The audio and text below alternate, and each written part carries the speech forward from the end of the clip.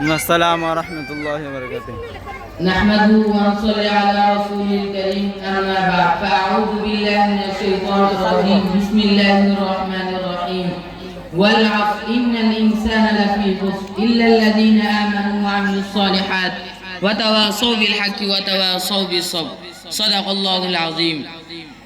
আমিরাবাদ সাদরিয়া ছাত্র পাঠাগার কর্তৃক আয়োজিত বার্ষিক বক্তৃতা সেমিনারের সম্মানিত সভাপতি অভিজ্ঞ বিচারক মণ্ডলী, সুদক্ষ পরিচালক ও আমার সামনে উপবিষ্ট বাংলার দূর দূরান্ত থেকে আগত একজাক এলএম দিবসের ছাত্র ভাইয়েরা, সবাইকে জানাই আমার পক্ষ থেকে আন্তরিক শুভেচ্ছা ও অভিনন্দন। প্রিয় উপস্থিতি, আজ আমি আপনাদের সামনে যে বিষয়টি নিয়ে কিছু কথা বলবো তা আমাদের দৈনন্দিন জীবনের সঙ্গে গভীরভাবে জড়িত। বিষয়টি এই যে মোবাইল ফোন এক ক্ষতিকর দিক এবং আমাদের করণীয় কি। সময় সংক্ষিপ্ত পরিসরে আমি এই বিষয়ে কিঞ্চিত আলোকপাত করার প্রয়াস চালাবো ইনশাআল্লাহ। প্রিয় উপস্থিতি, বর্তমান যুগকে বলা হয় তথ্য প্রযুক্তির যুগ। এই যুগে মোবাইল ফোন একটি শক্তিশালী মাধ্যম। এর মাধ্যমে আমরা অল্প সময়ে অনেক উপকার পেতে পারি। কোরআন তেলাওয়াত শোনা, ইসলামী লেকচার দেখা, দর্শী কিতাব পড়া, এইসব ভালো কাজে মোবাইল ব্যবহার করা যায়। কিন্তু দুঃখের বিষয় হলো আজ মোবাইল আমাদের জীবনে উপকারের চেয়ে অপকারী বেশি ডেকে আনছে, বিশেষ করে যখন এটি নিয়ন্ত্রণহীনভাবে ব্যবহার করা হয়। এক সময়ের অবশ্যই প্রিয় উপস্থিতি, আল্লাহ তাআলা সময়কে আমাদের জন্য অমূল্য নিয়ামত বানিয়েছেন। কোরআনে আল্লাহ তাআলা সময় শপথ খেয়ে বলেন, ওয়াল আসর ইন্নাল ইনসানা লাফি খুসর, নিশ্চয়ই মানুষ ক্ষতিগ্রস্ত রয়েছে। আজ আমরা দেখি অনেক ছাত্র ঘন্টার পর ঘন্টা মোবাইলে গেম খেলে, ভিডিও দেখে অপ্রয়োজনীয় স্ক্রলিং এ সময় নষ্ট করছে। যে সময় কোরআন তেলাওয়াত করা যেত, ইলমে দ্বীন অর্জন করা যেত, সেই সময় নষ্ট হয়ে যাচ্ছে একমাত্র মোবাইলের কারণে।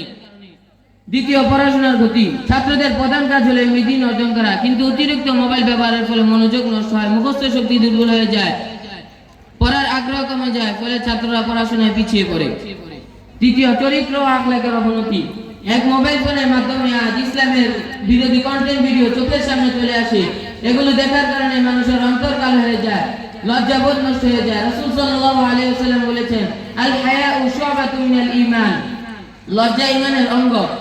অথচ মোবাইলের অপব্যবহারের কারণে আজ সে লজ্জাবোধ নষ্ট হয়ে যাচ্ছে।